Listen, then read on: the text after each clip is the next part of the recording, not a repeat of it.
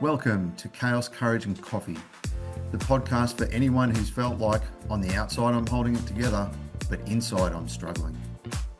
And we do it with honesty, heart, and just enough coffee to get through the day.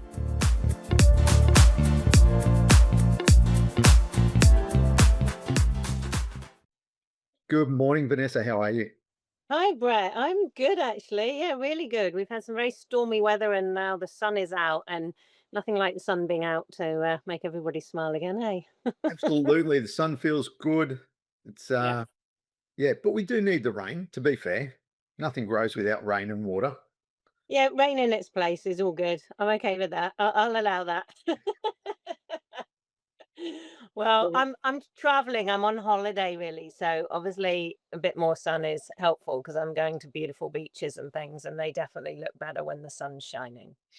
And my dog prefers it. So yeah. Now, I tell absolutely. you what I would like to talk about today, if it's okay, is so I actually spent quite a few years trying to do this thing that people say where you get into you trust your gut, or you feel your gut, or like not quite the same as intuition. I've always had an intuition, but trusting your gut. And I really wanted to kind of work out how to do that, which I think I've done successfully. But there is a trap with that, and that's what I want to talk about today. But firstly, before we talk about that, some people are very kind of head based with their decision making, very much the logic, and some people are more intuitive and they go with their gut. So, firstly, are you a gut person or are you a head person? I'm a head person. You're a head person. Okay. Very much. I know where I sit, and that's okay. And maybe that is something I should work on is trusting my gut a little bit more, or maybe even just listening to it, not even trusting it, but just hearing it and hearing what my gut has to say. But yeah, I'm very much a head person. Do you think you are there sometimes when perhaps you listen to your gut? Do you think? Um, I honestly don't know. There probably are times that I can't put my finger on right now, but I think generally speaking, I'm very much I like to logic things out, very analytical, think everything through, um, put plans in place, do risk assessments and all those sorts of things, and have backup plans. And if this doesn't work, and yeah, I think I'm a very head person. I think that's very clear. But some people have a gut feel first, but then they run it through the head. And in fact, a lot of us do. And that's the thing, we don't trust the gut. The gut says something, and then and this is what trips us up as humans. We run it through the head. And then the head needs to find a logical. I'll give you an example. So buying a house, I have all my logic for it. I know, I have almost a tick box list of what I want. And then I go and look at the house, regardless of whether it ticks the box. I have a gut feel. It's like, yes, no, it's immediate.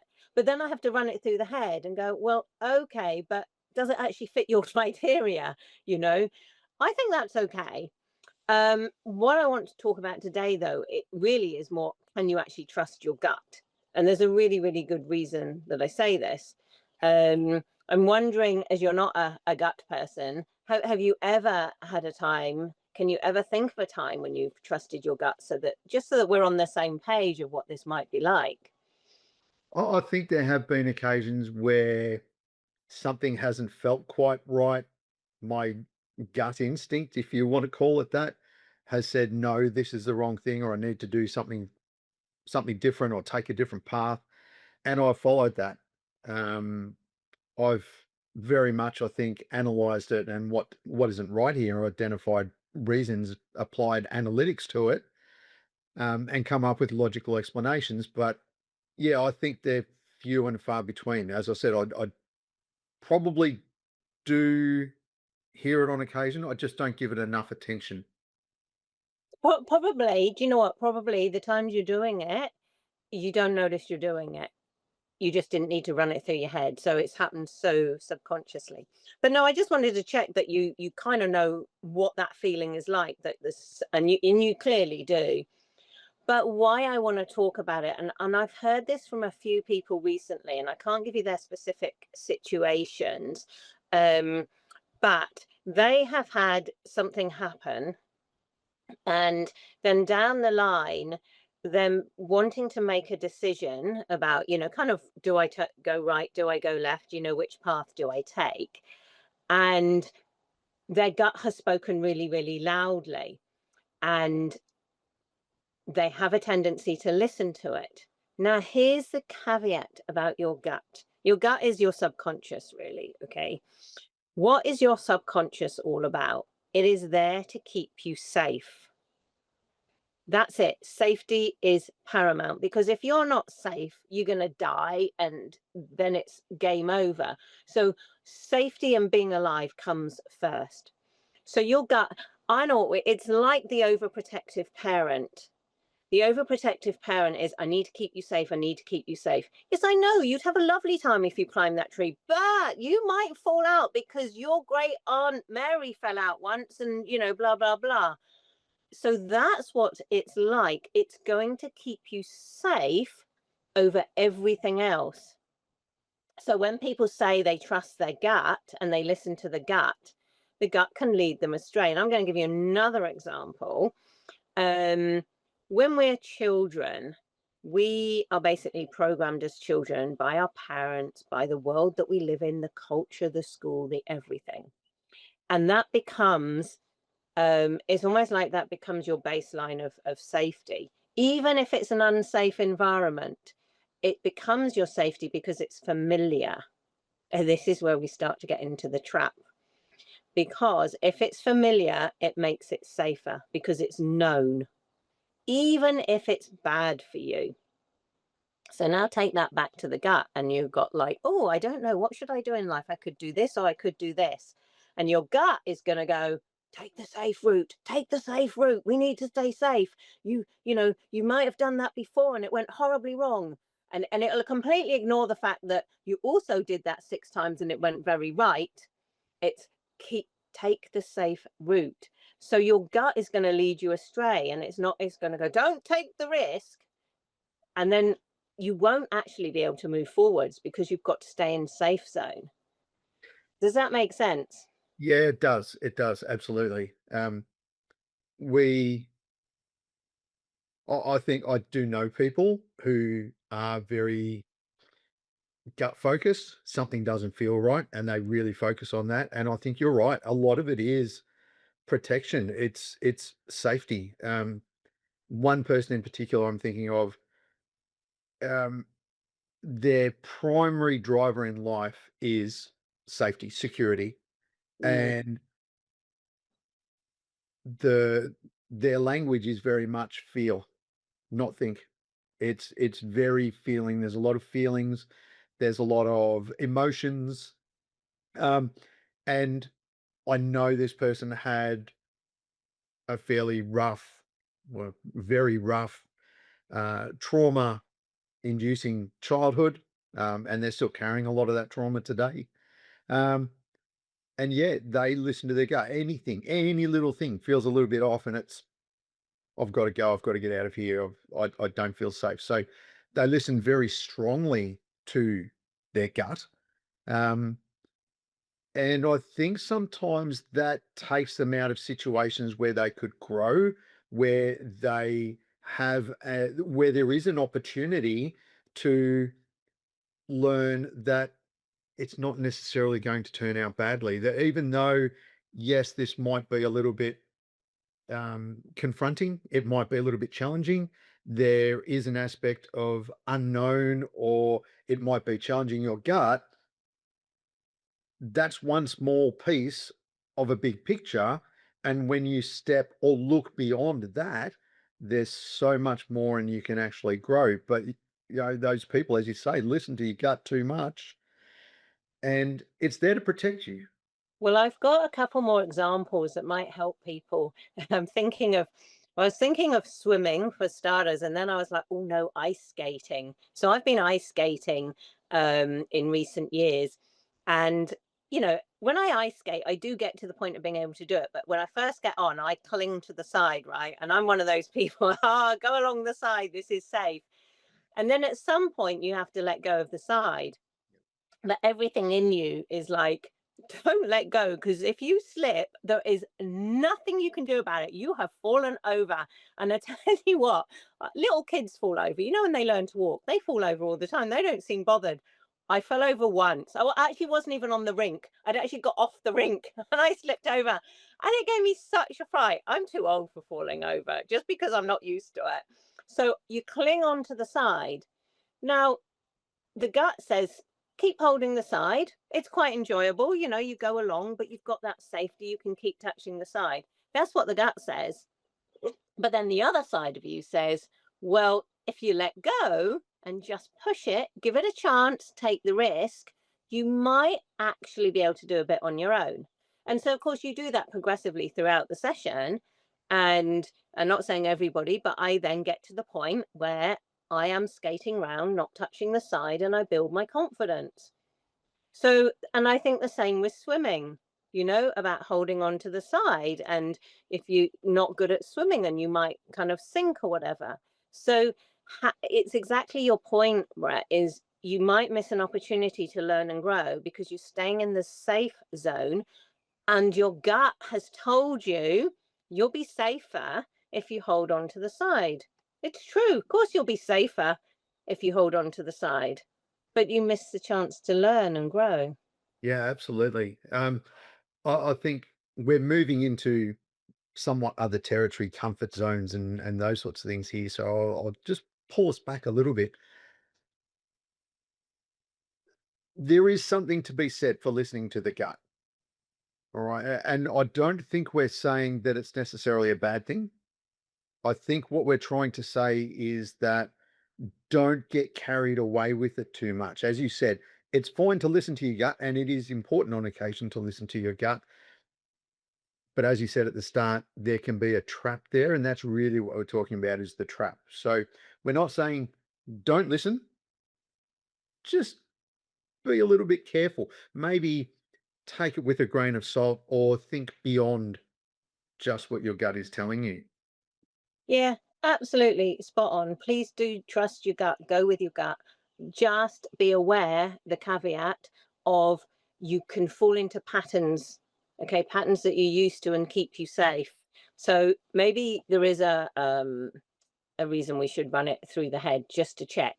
So like, oh, my gut says this. Okay, now run it through the head.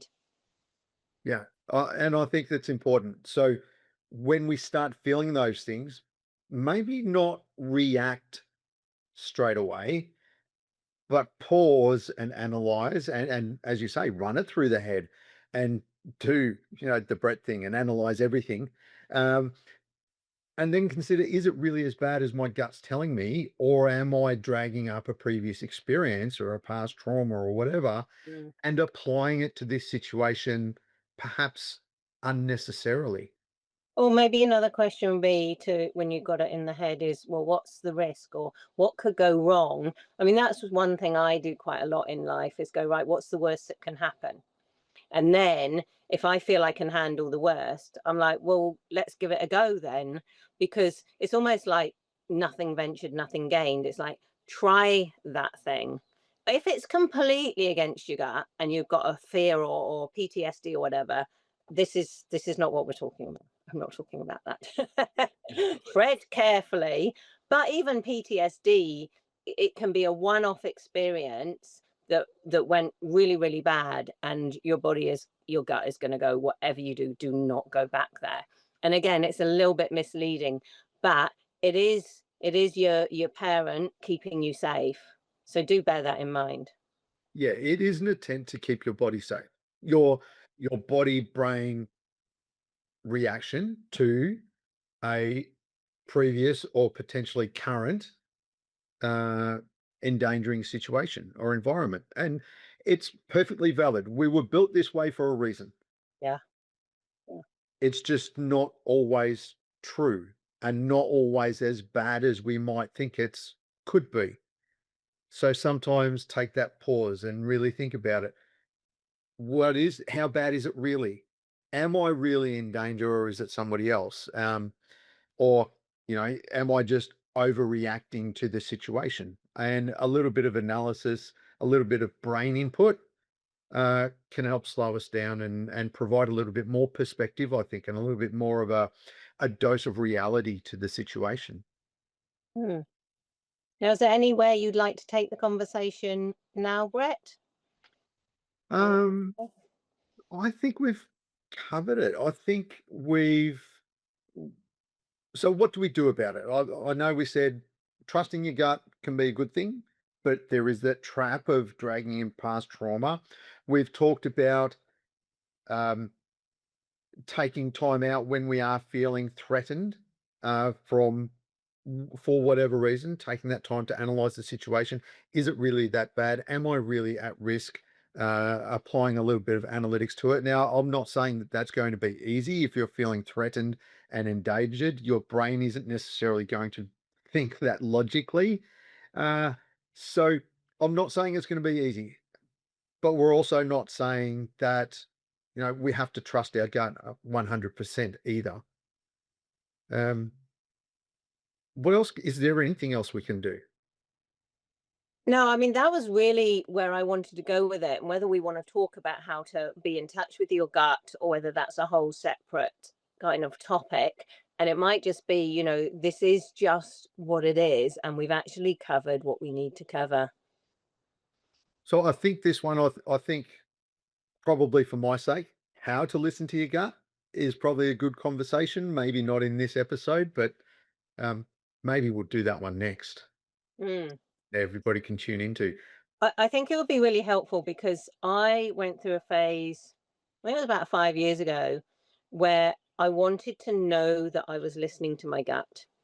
And it took a lot of learning and practice, but I did do it.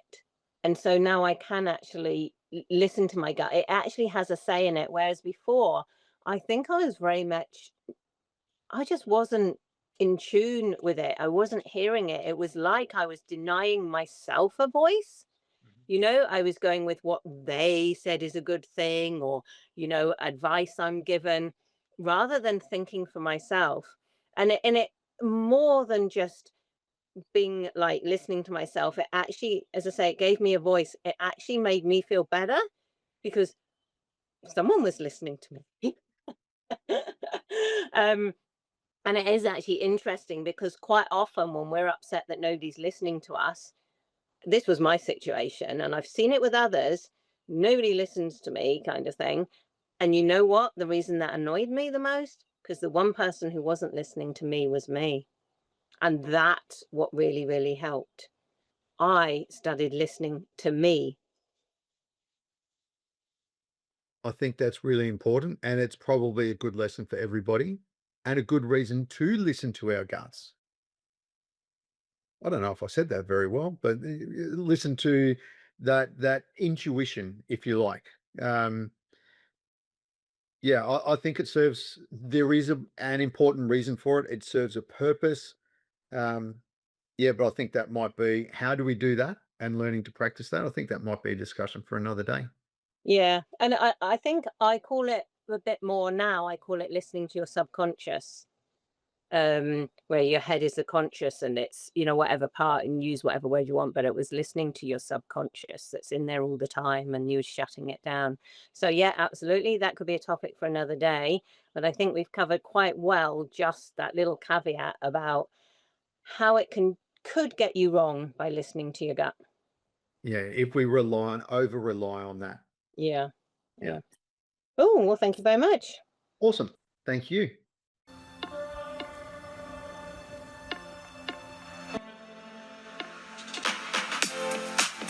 Thanks for being with us today on Chaos, Courage and Coffee.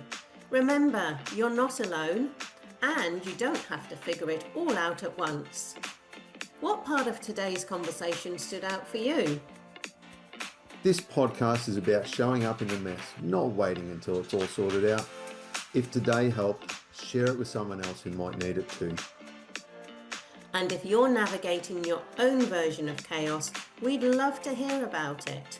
Leave a comment, message us, or join the conversation. We'll be back soon with more honest talk, less pressure, and just enough courage to get through whatever's next. See you next time on Chaos, Courage and Coffee.